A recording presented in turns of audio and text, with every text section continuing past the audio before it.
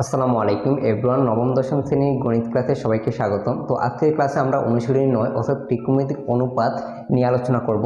তো আজকের ক্লাসটাতে আমরা ত্রিকোণমিতি বিভিন্ন সূত্র নিয়ে আলোচনা করব, অর্থাৎ যে যে সূত্রগুলো তুমি জানলে খুব সহজে ত্রিকোণমিতিক যে কোনো অঙ্ক সমাধান করতে পারবে। তো আজকের ভিডিওতে আমি ত্রিকোণমিতি নিয়ে সবগুলো সূত্র নিয়ে আলোচনা করব।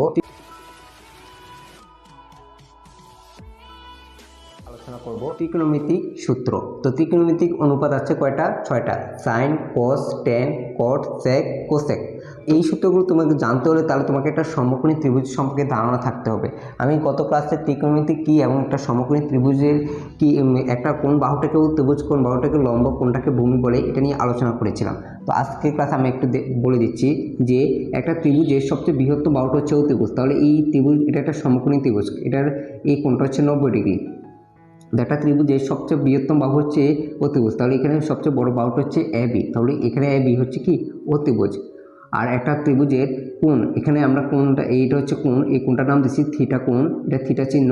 তো থিটা কোণের সংলগ্ন বাহু, অর্থাৎ এই বাহুটা হচ্ছে থিটা কোণের সাথে সংযুক্ত, এই বাহুটাকে দিলাম আমরা ভূমি। আর থিটা কোণের বিপরীত বাহুটাকে আমরা লম্ব বলবো, অর্থাৎ এটা হচ্ছে থিটা কোণ, এটার বিপরীত কোণ বাহুটা আছে এই বাহুটা, তাহলে এটা হচ্ছে লম্ব। তো আমরা এখন সাইন থিটা সূত্র শিখব। তো সাইন থিটার সূত্রটা হচ্ছে যে লম্ব বাই অতিভুজ। তো সাইন থিটার সূত্র হচ্ছে লম্ব বাই অতিভুজ। আমি যদি লিখি অতিভুজ,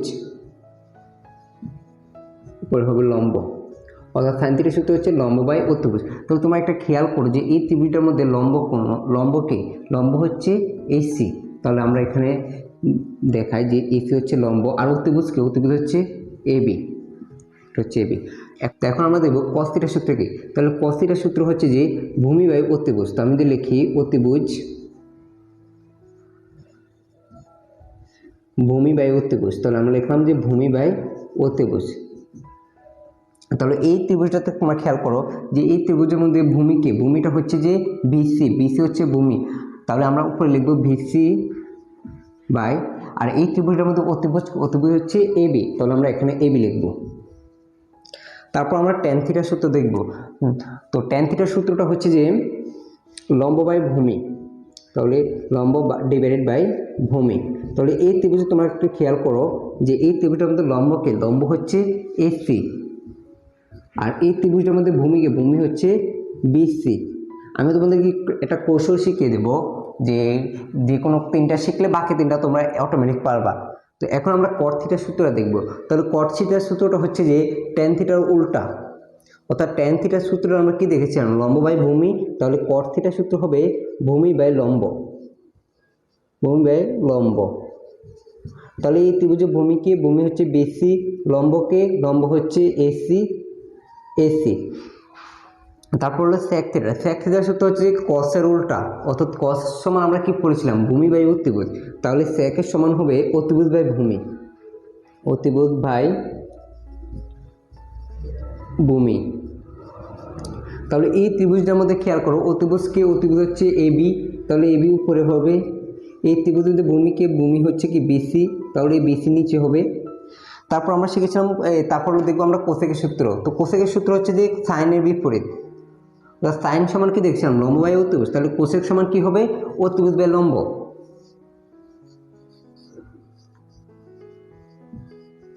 অতিভুজ বাই লম্ব। তাহলে এই ত্রিভুজটার মধ্যে অতিভুজকে, অতিভুজ হচ্ছে এবি, তাহলে এবি লিখলাম।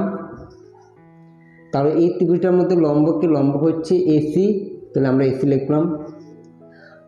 এগুলো হচ্ছে যে এই 6টা অনুপাতের সূত্র, যে সাইন, কস, ট্যান, কট, সেক, কোসেক। তাহলে আমি তোমাদেরকে দেখি, তুমি যদি যে কোনো তিনটা মনে রাখতে পারো যে সাইন থিটা সমান কি? লম্ব বাই অতিভুজ। কস থিটা সমান কি? ভূমি বাই অতিভুজ। আর ট্যান থিটা সমান কি? লম্ব বাই ভূমি। বাকি তিনটা তুমি অটোমেটিকলি তুমি বলে দিতে পারবা, কারণ তিনটা তুমি যদি জানো তাহলে বাকি তিনটা তোমরা কি হবে? সাইনের বিপরীতকে কোসেক, কসের বিপরীতকে সেক, ট্যানের বিপরীতকে কট। অর্থাৎ তুমি দেখো যে সাইন সমান কি ছিল? লম্ব বাই অতিভুজ। তাহলে কোসেক সমান কি হয়েছে? অতিভুজ বাই লম্ব। কস সমান কি পড়েছিলাম আমরা? ভূমি বাই অতিভুজ। তাহলে সেক সমান আমরা কি দেখতে পেলাম? অতিভুজ বাই ভূমি। ট্যান সমান কি দেখতে পেলাম আমরা? লম্ব বাই ভূমি। কিন্তু কটের বেলা দেখলাম যে ভূমি বাই লম্ব। অর্থাৎ তোমরা যদি যে কোনো তিনটা মনে রাখতে পারো, বাকি তিনটা তোমরা ইজিলি বের করে ফেলতে পারবা। আমি তো এটাকে স্টেপ 1 দিলাম, স্টেপ 1। তো এটা হচ্ছে আমাদের স্টেপ 1। তো এখন আমরা স্টেপ 2তে কিছু সূত্র দেখব। তো এখন আমরা স্টেপ 2তে কিছু সূত্র দেখব। এখন আমরা স্টেপ 2তে কিছু অনুপাতের মধ্যে সূত্র দেখব। অর্থাৎ ত্রিকোণমিতিতে কিন্তু 6টা অনুপাত, সাইন, কস, ট্যান, কট, সেক, কোসেক। তো আমরা এখন অনুপাতের মধ্যে সূত্র দেখব। তো সাইন হচ্ছে কার বিপরীত? সাইন হচ্ছে কোসেকের বিপরীত, অর্থাৎ কোসেক। সাইন সমান 1 বাই কোসেক। কস সমান কি? কস সমান হচ্ছে 1 বাই সেক।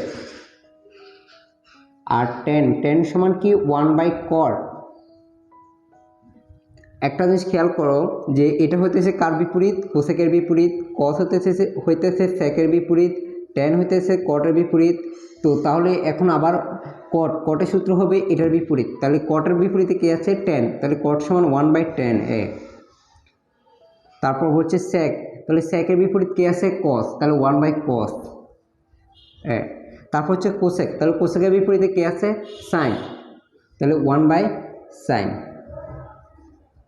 অর্থাৎ তোমরা যদি যে কোনো তিনটে মনে রাখতে পারো যে সাইনের বিপরীত হচ্ছে কস, কসের সাইনের বিপরীত হচ্ছে কোসেক, কসের বিপরীত হচ্ছে সেক, ট্যানের বিপরীত হচ্ছে কট, যে কোনো তিনটা মনে রাখতে পারো, বাকি তিনটা তোমরা ইজিলি পেরে যাবা। তো স্টেপ 1-এ আমি 6টা সূত্র নিয়ে আলোচনা করেছি। তো স্টেপ 2-তে আমি 6টা সূত্র নিয়ে আলোচনা করেছি।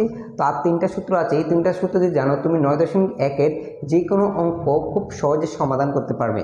তো আমি এখন স্টেপ 3-তে চলে যাই। এই অঙ্ক সূত্রগুলো আশা করি তোমরা বুঝতে পেরেছো।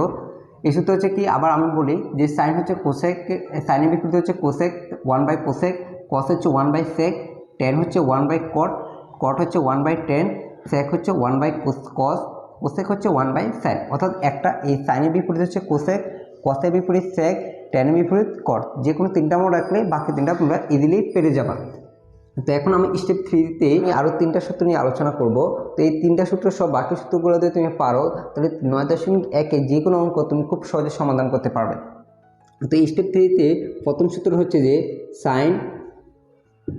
সাইন স্কোয়ার এ প্লাস কজ স্কোয়ার এ ইকুয়াল 1। অর্থাৎ কোনো অঙ্কে যদি তুমি দেখতে পাও যে অঙ্ক করার সময় যে সাইন স্কোয়ার এ, এখানে এটা যে কোনো হতে পারে, এটা থিটা হতে পারে, এখানে কোণ হতে পারে, যে এ বি হতে পারে, এটা যদি বি হয় এটাও বি হতে হবে, এটা যদি থিটা হয় তাহলে এটাও থিটা হতে হবে। তাহলে সাইন স্কোয়ার এ প্লাস কজ স্কোয়ার এ ইকুয়াল 1। কোনো প্রশ্ন অঙ্কে যদি এরকম দেখো, তাহলে সেটার মান তুমি ডিরেক্টলি 1 বসিয়ে দিবা। আবার কোনো অঙ্কে এরকমও দেখা যায় যে শুধু সাইন স্কোয়ার আছে, তাহলে সাইন স্কোয়ারের মানটাকে আমি যদি কসটাকে ওই দিকে নিয়ে যাই, তাহলে কি হয়? এখানে তো 1 থাকবে, তাহলে এইদিকে এটা যোগ প্লাসের রাখতে এদিকে আসলে কি এটা মাইনাস হয়ে যাবে, তাহলে মাইনাস কজ স্কোয়ার। তাহলে সাইন স্কোয়ারের বদল তুমি 1 মাইনাস কজ স্কোয়ার এটা লিখতে পারো অঙ্কে করার সুবিধার্থে। যদি অঙ্কের রেজাল্টে কোনো সময় প্রশ্নের সাইন স্কোয়ার থাকে, তো তুমি অঙ্ক সমাধানের সুবিধার্থে 1 মাইনাস কজ স্কোয়ার লিখতে পারো। তো তারপর আছে যে কজ স্কোয়ার। তো কজ স্কোয়ার আমি যদি এখানে লিখি, তো কজ স্কোয়ার কী সূত্র? কজ স্কোয়ার দিয়ে আমি সাইন স্কোয়ারটা ওইদিকে নিয়ে যাই, তাহলে 1 মাইনাস সাইন স্কোয়ার। তাহলে কোনো প্রশ্নে অঙ্কের মধ্যে যে কজ স্কোয়ারের বদল তুমি 1 মাইনাস সাইন স্কোয়ার বসাতে পারো অঙ্ক করার সুবিধার্থে। এটা হচ্ছে আমার 1 নম্বর সূত্র স্টেপ 3-তে। তো এখন আমরা আরেকটা সূত্র দেখব। সেই সূত্র হচ্ছে যে কোসেক স্কোয়ার এ মাইনাস কট স্কোয়ার এ ইকুয়াল 1। অর্থাৎ কোনো প্রশ্ন দেখতে পাও যদি cosec square minus cot square আছে, তাহলে সেটাতে তোমরা ডিরেক্টলি 1 বসিয়ে দিবা। আবার যদি এরকম দেখো তো শুধু কোসেক স্কোয়ার দেখো, তো সেটার পরিবর্তে 1, এটাই দিকে মাইনাস আছে, ওই দিকে গেলে হবে কি প্লাস, তাহলে প্লাস কট স্কোয়ার এ এটা লিখতে পারো। আবার কোনো অঙ্কে যদি এরকম দেখতে পাও যে কট স্কোয়ারটা আছে, আমি যদি কট স্কোয়ারটা ওই দিকে নিয়ে যে 1টাকে এদিকে আনি, তাহলে কি হবে? কোসেক স্কোয়ার এ মাইনাস 1 ইকুয়াল কট স্কোয়ার এ। অর্থাৎ কোনো অঙ্ক যদি তুমি দেখো যে কোসেক স্কোয়ার এ মাইনাস 1 আছে, তো সেটার পরিবর্তে তুমি ডিরেক্টলি কট স্কোয়ার এ এটা বসিয়ে দিতে পারো। তো এটা হচ্ছে এই দুটা সূত্র। আরেকটা সূত্র আছে, তো সেই সূত্রটা হলো হচ্ছে যে সেক স্কোয়ার থিটা। তো তৃতীয় নম্বর সূত্রটা হচ্ছে সেক স্কোয়ার এ মাইনাস ট্যান স্কোয়ার এ ইকুয়াল 1। তো কোনো অঙ্কে যদি তোমরা দেখতে পাও যে সেক স্কোয়ার এ মাইনাস ট্যান স্কোয়ার এ আছে, তাহলে সেটার পরিবর্তে তুমি 1 বসিয়ে দিতে পারো। আবার কোনো অঙ্কে যদি এরকম থাকে যে সেক স্কোয়ার আছে, তাহলে এখানে ওয়ানটা ওয়ান থাকবে, এখানে এটার মাইনাস আছে, ওইদিকে গেলে কী হবে প্লাসের, তাহলে প্লাস টেন স্কোয়ার এ। তাহলে কোনো অঙ্ক যদি সেক স্কোয়ার থাকে সেটা বলতে তুমি অঙ্ক করার সুবিধার্থে ওয়ান প্লাস টেন স্কোয়ারও বসাতে পারো। আবার এরকমও থাকতে পারে যে সেক স্কোয়ার এ, এখান থেকে ওয়ানটা এদিকে আনি অর্থাৎ মাইনাস ওয়ান, টেনটারে ওইদিকে নিই, তাহলে টেন স্কোয়ার। কোনো অঙ্কে যদি দেখতে পাও যে সেক স্কোয়ার এ মাইনাস ওয়ান আছে, তাহলে সেটার মধ্যে তুমি টেন স্কোয়ার এ বসাতে স্টেপ 3তে 3টা সূত্র। তো স্টেপ 1-এ আমি 6টা সূত্র নিয়ে আলোচনা করেছি, স্টেপ 2তেও 6টা সূত্র এবং স্টেপ 3তেও 3টা সূত্র নিয়ে আলোচনা করেছি। এই সূত্রগুলো যদি তুমি ভালোভাবে জানো তাহলে ত্রিকোণমিতির যে কোনো অঙ্ক খুব সহজে সমাধান করতে পারবে। তো আজকের ভিডিওটা এতটুকু পর্যন্তই, দেখা হবে অন্য কোনো ভিডিওতে। আল্লাহ হাফেজ। তো এই হলো আজকের ভিডিও। তো আজকের ভিডিওটা ভালো লাগলে অবশ্যই লাইক করবেন, আর চ্যানেলটা অবশ্যই সাবস্ক্রাইব করবেন, আর ফেসবুক পেজটা অবশ্যই ফলো করে দেবেন। ধন্যবাদ সবাইকে।